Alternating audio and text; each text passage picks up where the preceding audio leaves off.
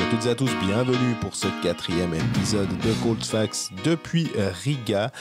Aujourd'hui, on a décidé de donner la parole à Brian Wacker de la RTS qui reprend le poste de Marc-André Berset. Il est au bord de la glace, il fait les interviews. C'est toujours super intéressant de discuter avec les gens qui sont plus près de la glace que nous.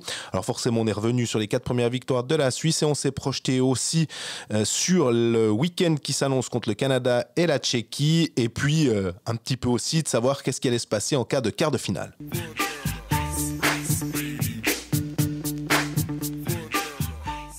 Salut Greg. Salut Jean-Fred, la forme? Ouais, comme l'équipe de Suisse. Ah non, je vais pas faire ça chaque fois, mais ça va bien. Mais oui, il fait beau, magnifique. Et puis, cette fois, on a un nouvel invité. On n'arrête pas d'avoir des invités. Alors, on va dans le plus en plus prestigieux après Tanner Richard. Où s'arrêtera-t-on? Brian Wacker, salut Brian. Salut les gars. Salut Brian. Ça va bien, merci, c'est gentil. Merci. Tu es donc là pour la RTS. Tu t'occupes de faire les interviews pendant les tiers, après les matchs. Tu peux faire des reportages, etc. C'est la première année que tu fais ce rôle à la place de Marc-André Berset qui vous a quitté fin mai, si je me trompe pas. Fin avril, si je me trompe pas. Tout simplement, comment ça va ce premier tournoi dans cette position? Bon, ça se passe plutôt bien. C'est vrai que d'ordinaire, on va dire le 5 de base de la RTS, c'était Brian Wacker à Genève pour présenter les entourages avec Pascal Blattner. Et puis Marc-André était ici. Puis avec son départ, effectivement, j'ai pris sa place ici. Il y a eu des petits roulements chez nous. Pour moi, ça se passe très très bien. Ici, je suis très content d'être là. Je découvre un nouvel univers aussi. C'est un exercice que je faisais déjà dans le cadre de l'athlétisme, être au bord de la piste en l'occurrence pour faire les interviews. Donc voilà, c'est une découverte. C'est bien sûr tous des gars que je connais pour la plupart parce qu'on les a déjà interviewés dans le championnat de Suisse, certains en NHL aussi. Mais non, beaucoup de plaisir à faire ça. Les interviews d'après-match, il y a un côté un peu challengeant, on va dire, tu es en direct. Ça peut vite mal se passer. Comment toi tu vis ça?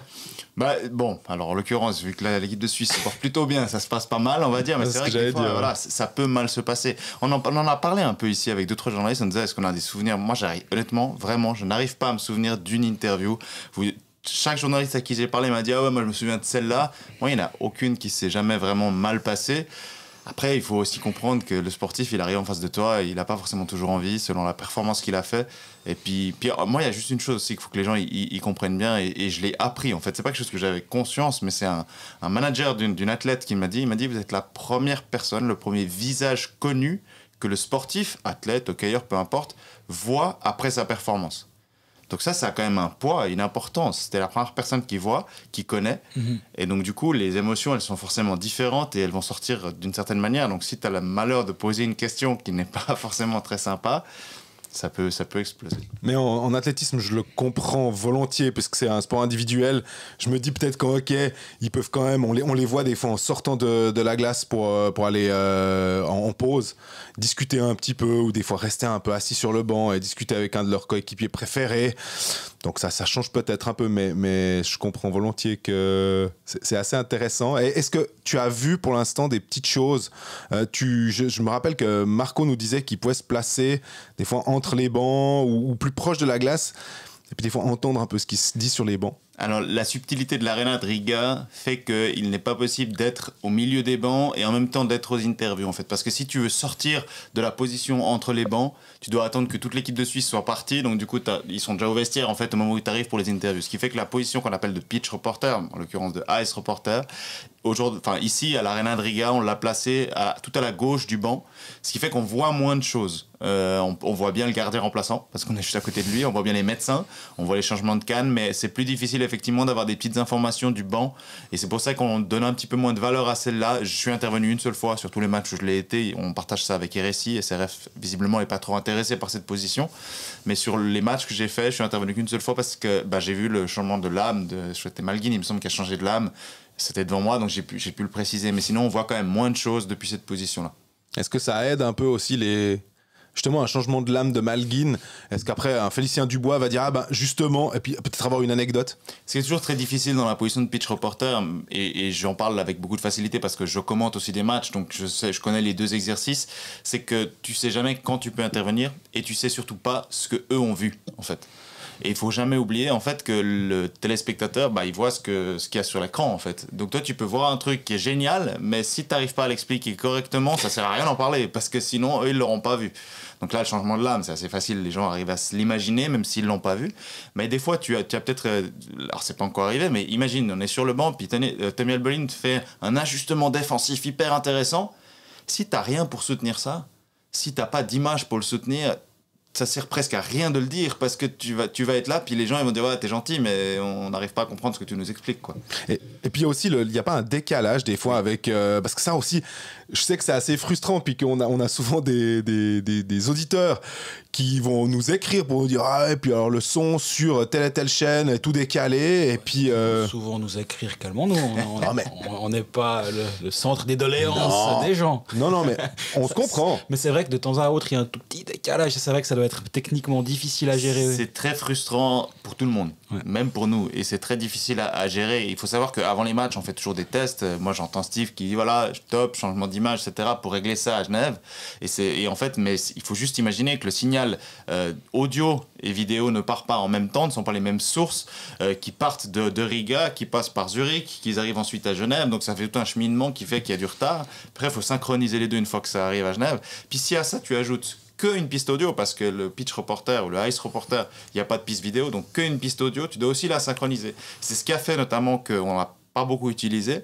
c'est parce qu'on s'est rendu compte, faut juste réaliser, il y a 5 secondes de décalage entre le moment où moi je donne une information et où elle arrive en haut chez Steve et Félicien et donc qu'elle passe à la télévision. Donc il faut vraiment que ça vaille la peine parce que sinon il n'y a aucun intérêt à le faire quoi. Mais voilà, ces décalages malheureusement on ne peut rien y faire et ça dépend vraiment de fibre optique, de connexion, de cheminement en fait de l'information en fait. T'as l'habitude d'être justement soit en plateau et faire l'entourage, soit d'être en tribune comme nous finalement et de commenter les matchs.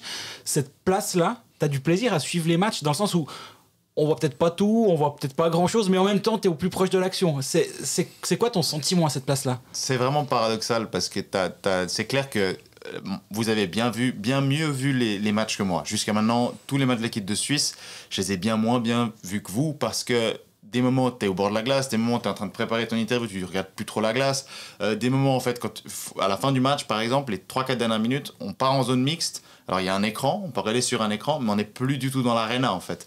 Donc c'est vrai que tu suis beaucoup moins les matchs, mais d'un autre côté, tu es au bord de la glace. Donc c'est vrai que tu vois des choses, tu sens une émotion, tu sens des trucs qui se passent sur la glace que depuis en haut de la tribune tu vois pas. Donc je te dirais que c'est dur de dire ça c'est mieux que ça. Les deux sont très agréables à vivre, sont très agréables à expérimenter, mais c'est très difficile de dire lequel est le meilleur, lequel est le mieux en fait. Nous, on est là du coup dans la tribune, enfin dans les tribunes depuis de nombreuses années, donc on voit pas le produit fini sur la RTS. Niveau interview, tu t'en sors comment ? C'est quoi ? C'est français, allemand, tu fais un peu d'anglais, plutôt du français. C'est quoi comment tu choisis les gars que tu prends et qui tu aimes bien prendre à l'interview ? Alors, moi, je pars du principe, je sais que d'autres journalistes ont d'autres visions. Je sais que Marc-André, par exemple, lui partait dans l'idée que lui, allemand, peu importe. Moi, je pars du principe qu'il faut d'abord penser aux téléspectateurs. Et je sais qu'une bonne partie de nos téléspectateurs ne parlent pas l'allemand.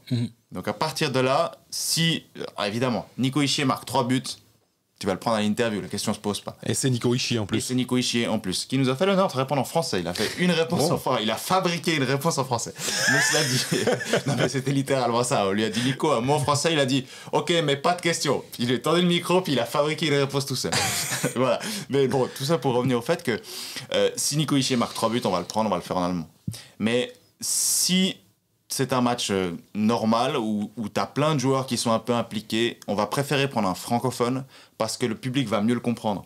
Et on a quand même la chance, ça il faut le dire, que dans cette équipe de Suisse, 1, il y a beaucoup de francophones, 2, ils sont très bons. Ils sont très bons à l'interview. Tanner Richard nous a donné des trucs je ne l'ai pas encore écouté, mais je sais qu'il était avec micro, qu'il était très bon aussi. Je propose qu'on arrête cette interview. On te laisse une petite demi-heure. Non. Mais je vais l'écouter et il est très bon aussi avec nous. Ça a été très très bon. On est notamment revenu sur la finale. On en parlera dans Sport Dimanche. Il a été très très bon là-dessus aussi. Donc voilà, on a la chance d'avoir des francophones qui sont très bons dans l'équipe de Suisse. Mais ça ne va pas nous empêcher, si d'un coup il y a un Suisse-Allemand qui fait une superbe prestation, de l'avoir à l'interview. On a fait Niederreiter pour Sport Dimanche il y a 10 jours. Il y a une semaine. Donc voilà, ça nous empêche pas, mais pour le téléspectateur, il apprécie quand même des francophones.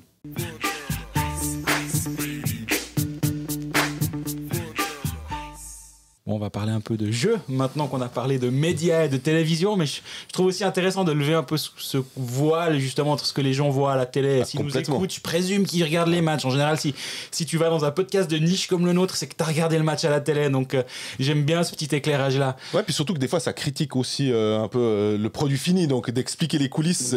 Comme nos articles, effectivement, des fois. Mais d'ailleurs, on va juste dire que la critique est normale. Et c'est normal qu'elle soit là et elle nous fait aussi progresser. Donc moi, j'ai aucun problème à ce qu'on nous critique, vraiment.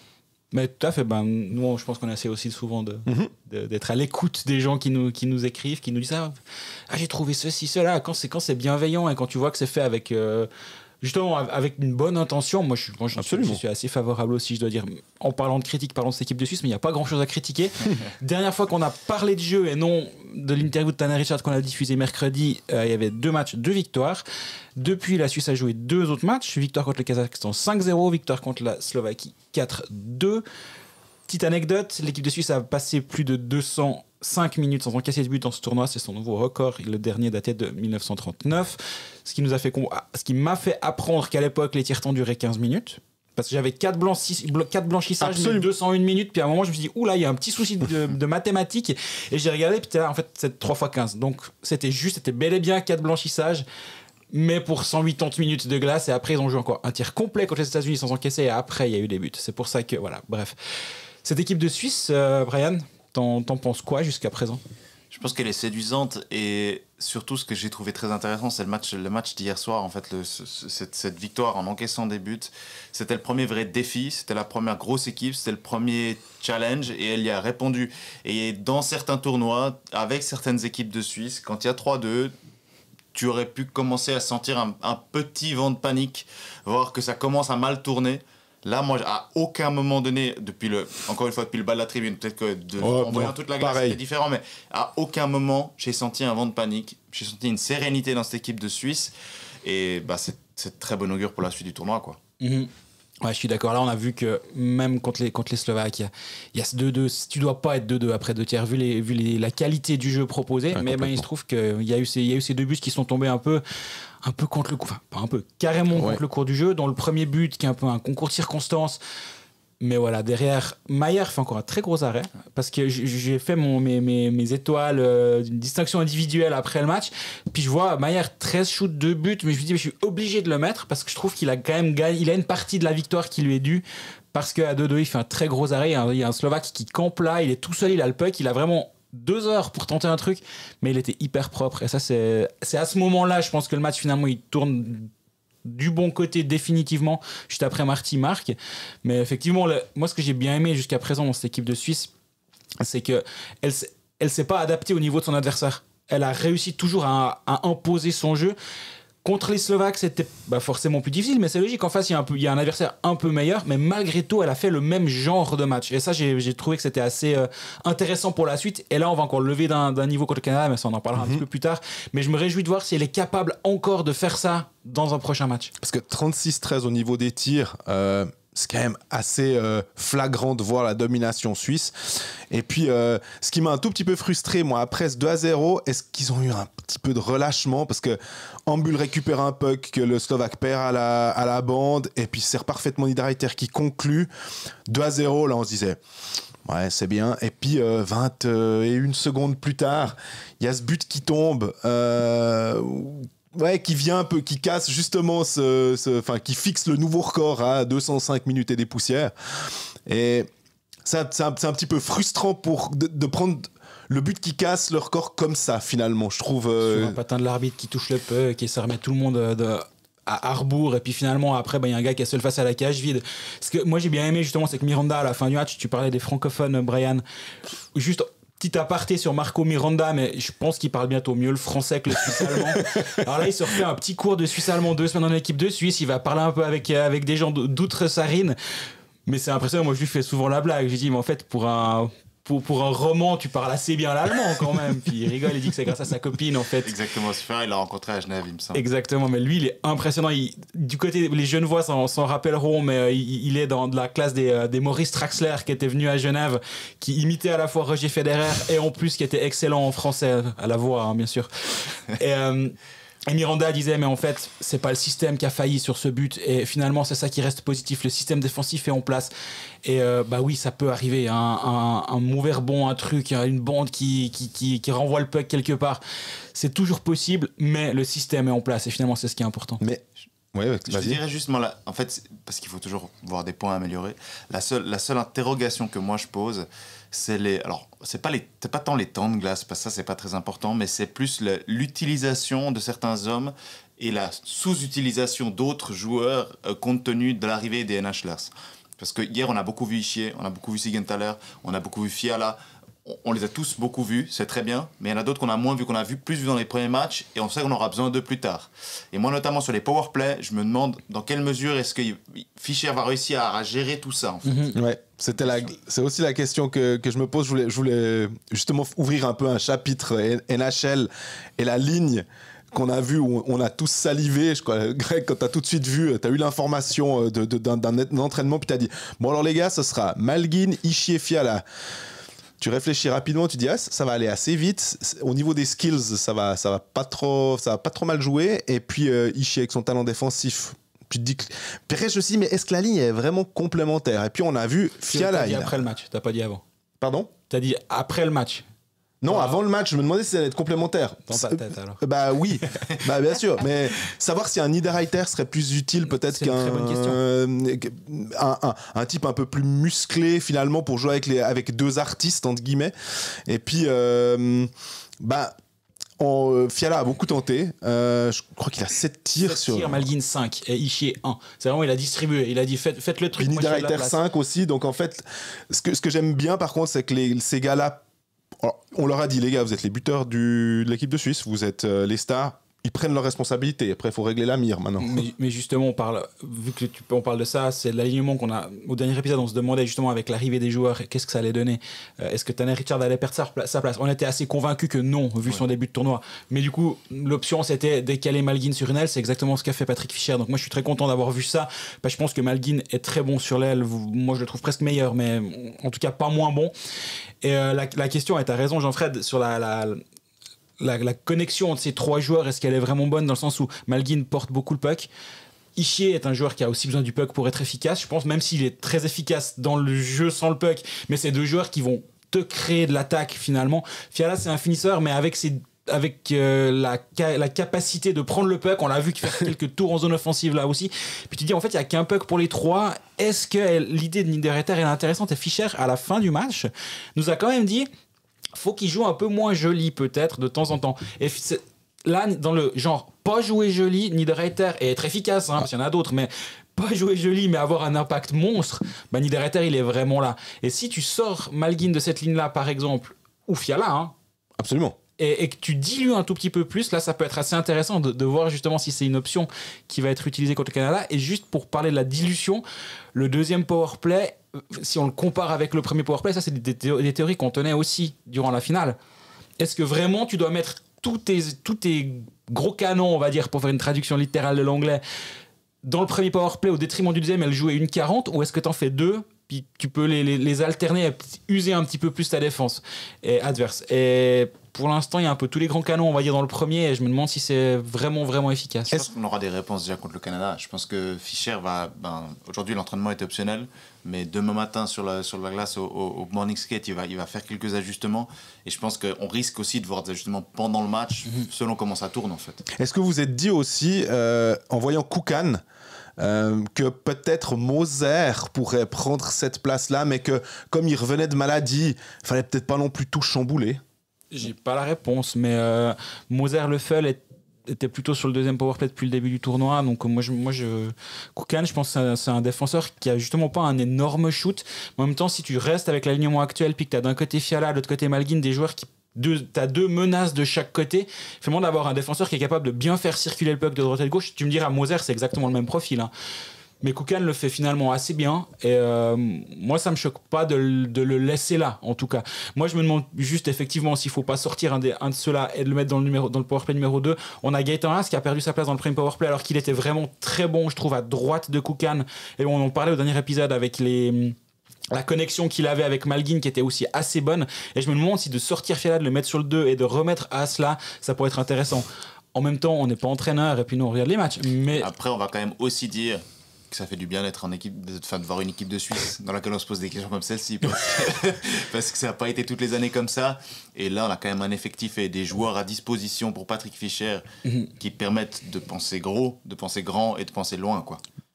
Moi aussi, quand on voit ces joueurs-là, on se dit, et ils l'ont tous répété, donc c'est que ça doit être vrai, hein, on part du principe qu'ils ne nous disent pas des bêtises, mais ils ont tous l'impression, ils disent tous qu'ils sont heureux de venir. Et vraiment, le côté travail pas fini de 2018, de 2019 pour certains, de se dire non, il y a quelque chose à faire. On a l'impression que tant qu'ils n'auront pas un titre, après ils diront c'est bon, les gars, on a fait notre boulot. On a l'impression qu'il y a un côté un peu Coupe Davis. C'est bon, on l'a eu une fois. Maintenant, vous arrêtez de nous embêter. Hein, on l'a fait. Et puis. Mais tu sens aussi que Fischer l'a bien compris et qu'il les fait venir avec une certaine idée. Il les aligne, il les suraligne pas. Il les laisse un peu prendre leur marque. Je sais que certains ont pu sortir un soir ou l'autre ici à Riga. Enfin voilà. Il les flique pas, quoi. Le tournoi, entre guillemets, va commencer vraiment pour eux à partir des quarts finales. Donc tu sens qu'il y a vraiment une espèce de confiance réciproque qui s'est installée. Et puis venez faire le job. Et puis moi, je vous emmerde pas trop, quoi, en fait. Et ils ont dit aussi que les joueurs disaient après les premiers matchs qu'il y avait une petite fatigue, notamment après le match contre le Kazakhstan, parce que ça avait beaucoup tiré, beaucoup fait d'entraînement. Parce qu'avec donc comme but d'être prêt en deuxième semaine, et si c'est ça l'analyse des échecs passés, en disant on n'était peut-être pas assez tranchant. Ouais. Contre les États-Unis notamment. Exactement, l'année passée, ce 3-0 dont on se souvient. Peut-être que c'est une des pistes. Je ne sais pas si ce sera effectif, si ça va marcher, parce que là on dit on est en quart de finale. C'est clair que 12 points, il faudra un concours de circonstances ahurissant pour que la Suisse ne soit pas dans les 4. Et je pense que c'est pas que se mouiller que de dire que ça n'arrivera pas. C'est juste qu'on peut pas l'écrire parce que c'est pas mathématiquement. On peut pas l'écrire effectivement avec 12 points. Actuellement, j'ai un peu fait tous les calculs d'épicier hier. En gros, il faut que la Norvège batte et la Tchéquie et le Canada. Il faut que dans le dernier Lettonie-Norvège, il faut que quelqu'un gagne en 60 minutes et que la Suisse perdre tout aussi accessoirement. Mais ce qui est intéressant dans les pics de forme, on disait avant le tournoi, on ironisait ou on se moquait gentiment avant le tournoi en disant on joue un peu les nuls au début puis on joue les forts après. Finalement c'est aussi un avantage dans le calendrier, c'est que tu peux dire on n'a pas besoin d'être à notre top sur la première semaine, donc on peut justement peut-être un peu charger le bateau au début, puis après tu as ton pic de forme qui va intervenir un petit peu plus tard, même si les pics de forme, je pense que c'est plutôt la charge de travail. C'est pas une question de chercher un pic de forme, mais c'est plutôt la charge de travail. Et puis là, maintenant, on voit entraînement optionnel aujourd'hui, entraînement optionnel mardi. Ça veut pas dire qu'ils font rien et qu'ils vont boire des verres le soir, comme tu l'as dit, Brian, avant. Puis on sait entraînement optionnel lundi, très vraisemblablement après 2 matchs du week-end. Il y a de bonnes chances, effectivement. Donc voilà, la gestion a l'air effectivement un peu plus simple, mais c'est aussi plus simple quand tu dis le but c'est pas d'arriver en quart de finale puis après c'est un nouveau championnat qui commence. Non, le but il est beaucoup plus loin. Le quart de finale c'est plus un objectif. Et ça me fait beaucoup penser à ce que alors certains vont dire que je fais le Genevois qui revient à Genève, mais à ce qu'a fait Yann Cadieux en fait pendant toute la saison. Quand je n'avais terminé premier, il a dit on n'a rien fait. Quand je n'avais gagné les quarts, il a dit on n'a rien fait. Quand je n'avais gagné les demi, il a dit on n'a rien fait. Quand je n'avais gagné le titre, il a dit on n'a rien fait. Non, parce qu'il était encore dans son... Il n'y avait qu'un seul objectif, c'était d'aller chercher le titre. Et moi, vraiment, ça m'a frappé quand j'ai fait l'interview de Patrick Fischer. C'était le premier entraînement quand on est arrivé ici, où il me dit non, mais moi, les quarts, c'est pas important. Moi, je veux aller au dernier week-end. Nous, on veut aller à Tempéré, on veut être là au dernier week-end. C'est la seule chose qu'on a en tête. Nous aussi, d'ailleurs. On n'a pas payé l'année passée, depuis Helsinki, on a été renvoyé à la maison. Donc, nous aussi, on n'a qu'une chose en tête, c'est aller à Tempéré. C'est le but.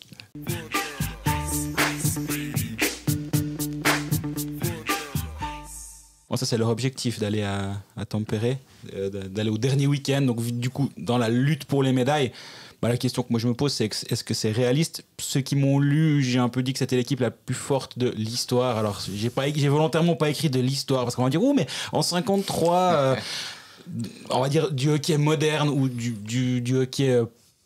Je voulais dire depuis l'arrivée des playoffs, mais ça c'est un marqueur temporel qui est pratique en National League. Mais est-ce que l'équipe de Suisse a déjà été aussi forte? J'ai l'impression que non. Et du coup, est-ce que c'est réaliste d'aller au titre ou là la médaille, voire au titre? Je pense qu'il y a un autre facteur aussi qui est important cette année, c'est les adversaires. On n'a pas une équipe du Canada qui est monstrueuse, comme ça a pu être le cas certaines années. On n'a pas de Russie, ce qui est aussi un facteur. Je veux dire, il n'y a pas des États-Unis qui sont venus aussi avec une armada. Il y a personne, il me semble qu'il y a personne qui est dans... Ouais, je crois qu'il y a personne qui cherche un triple gold. qui est ici avec une équipe pour venir chercher un championnat du monde. Donc il y a aussi au niveau des adversaires, si tu veux, un niveau qui est un peu inférieur, sans dire que ce sera un titre au rabais, loin de là. Je veux dire, c'est l'équipe de Suisse, c'est championne du monde. Pour un petit pays comme ça. Ce sera exceptionnel. Absolument. Mais il y a quand même cette année un peu toutes les étoiles, effectivement, qui commencent à s'aligner. Où tu te dis, bon, ok, il y a quasiment tous les NHLers qui sont là. Les adversaires ne sont pas les meilleurs qu'on a pu avoir sur certaines années. Il y a tout qui est un peu en train de se réunir. Tout est là, maintenant il faut aller au bout. Messieurs, il faut aller au bout. Des fois, pour avoir une idée de ce qu'on pense en dehors de notre petit monde de journalistes suisses qui voyons la Suisse, les bookmakers, c'est toujours assez intéressant parce qu'il y a un petit peu d'argent en jeu, donc on peut voir aussi la tendance.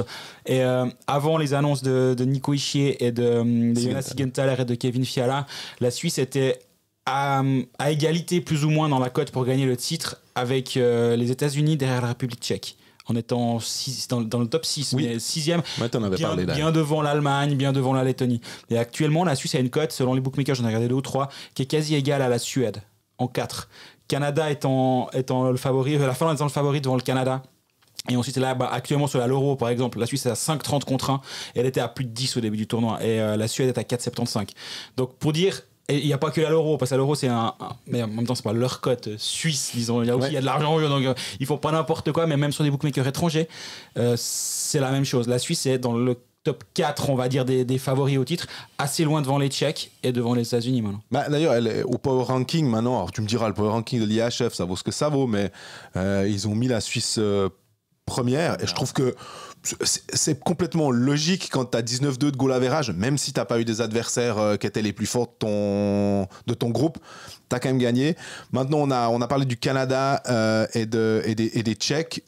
Tu disais les contingents étaient pas foufou, on va dire. C'est vrai que je faisais mon papier pour essayer un tout petit peu de présenter ces 2 matchs du week-end, puis d'avoir un aspect à la fois suisse, puis à la fois international de ce qui pourrait être un peu intéressant. Puis une fois que tu as dit Tyler Toffoli, puis tu dis les gens, ok, c'est 73 points en 82 matchs. Et puis une fois que tu as parlé de Milan Lucic, parce que ça a été un gars qui mettait des grosses charges, puis qui a été très très bon avec Boston, mais il a quand même un certain âge, il a 34 ans. Tu regardes, tu dis, tiens, Mackenzie Weegar, qui est un défenseur qui a marqué le plus de points avec 8 points, mais honnêtement, personne ne le connaît. Il faut, à part ceux qui suivent vraiment la NHL. Adam Fantilli aussi, qui est un jeune, qui va être normalement drafté haut, mais là, il a 2 assists en ce moment, donc c'est même pas comme s'il impressionnait. Et puis, du côté tchèque, le seul joueur de NHL à peu de choses près, c'est Dominik Kubalik.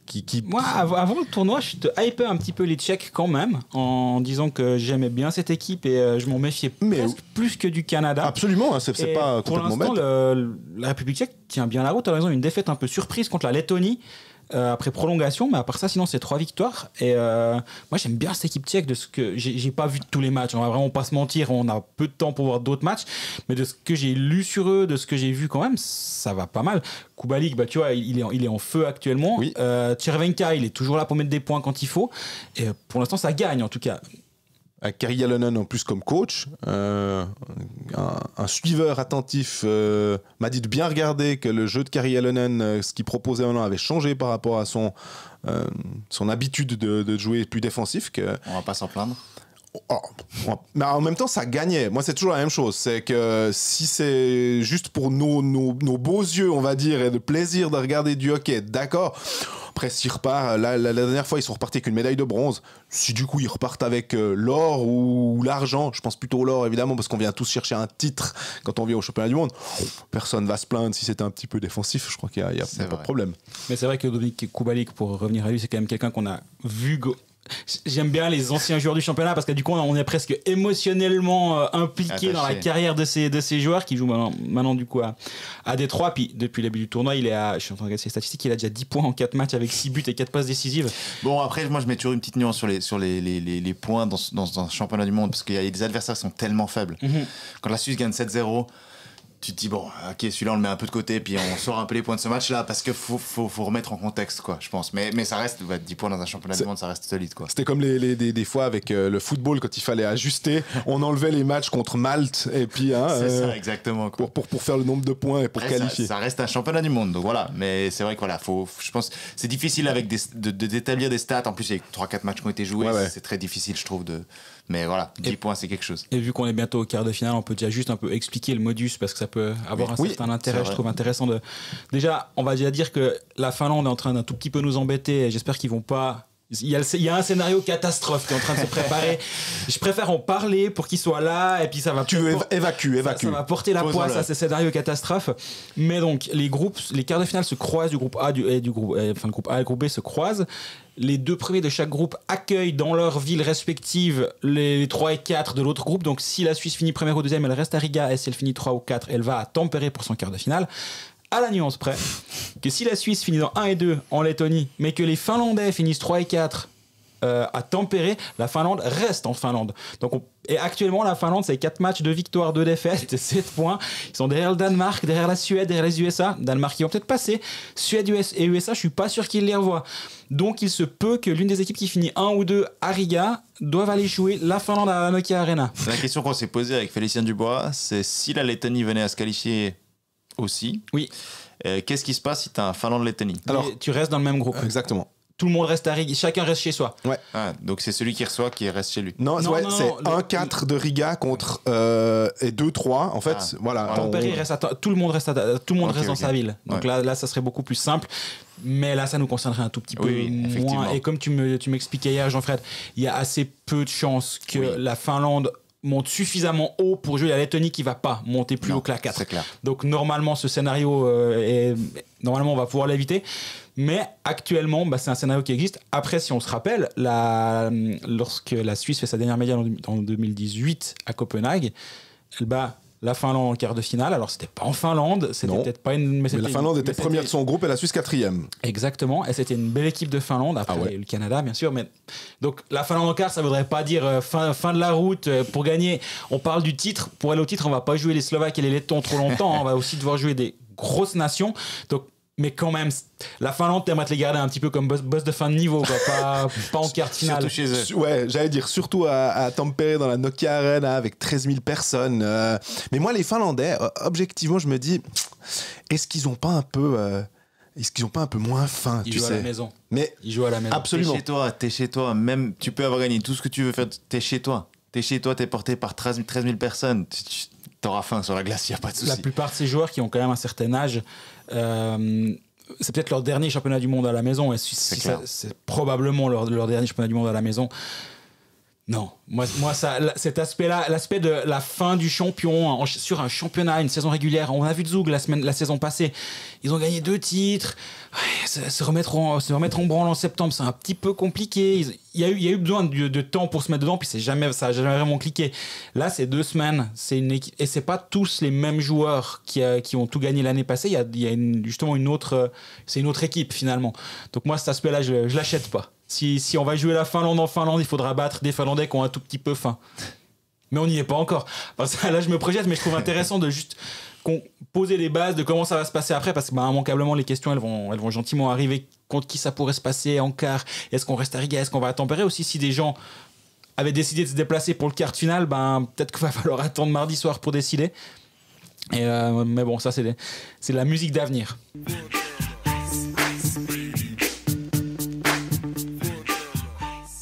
Bon, on arrive au terme de cet épisode de Colfax. J'ai une question encore pour toi, Brian. Tu vas quand même l'écouter en courant ou pas ? Alors, je vais être 100% honnête avec vous, je n'ai écouté aucun auquel j'ai participé jusqu'à maintenant. Mais t'as un Richard de retard. Mais en fait, t'avais prévu le coup. Exactement. Bon, parfait. C'était chouette de t'avoir à notre micro. Absolument. En présentiel, on va dire. Parce que les autres fois, on faisait ça en micro, par téléphone pendant la finale quand on t'a accueilli. Donc, merci beaucoup. Avec beaucoup de plaisir. Bonne suite de tournoi. Nous, on va se recroiser. Si on va au bout ou si on va à Tampere, peut-être qu'on essaiera de se redire bonjour une fois. Absolument. Mais on verra le temps qui nous reste. Parce que c'est vrai que plus ça va, plus ça devient compliqué. Il n'y a pas de souci, ce serait avec plaisir en tout cas. Et donc, nous pas, mais les gens peuvent te voir à la RTS. Tous les matchs en direct, on est d'accord ? Exactement, ouais. tous les matchs en direct. On en diffuse aussi certains, les autres, sur le web. Et on a passé Finlande-Suède lundi soir sur la télé. D'accord. Et bah parfait. Comme les gros matchs. Les gros matchs, exact. Parfait, bah merci de nous avoir donné du temps. Nous, on se retrouve lundi pour faire le bilan des matchs contre le Canada de samedi, de la République tchèque de dimanche. On s'attend à pas mal de Suisses. C'est le week-end de l'Ascension en général, c'est le week-end où il y a pas mal de Suisses qui viennent. On a déjà vu, on en a vu pas mal en ville, pas beaucoup à la patinoire, mais on est presque un petit peu déçus actuellement, mais ça parle un peu suisse-allemand partout quand même. Mais bon, en même temps, dès que tu vas à l'étranger, ça parle assez vite suisse-allemand partout. Donc bon, bref, ça c'est une autre question. D'ici le lundi, on est disponible pour répondre à toutes vos questions sur les réseaux sociaux. Vous pouvez vous abonner à notre chaîne sur Spotify, on est sur YouTube, on est sur SoundCloud, on est un petit peu partout. Et merci de vos interactions. Prenez soin de vous. Salut Brian. Salut les gars. Salut Brian. Et puis à lundi.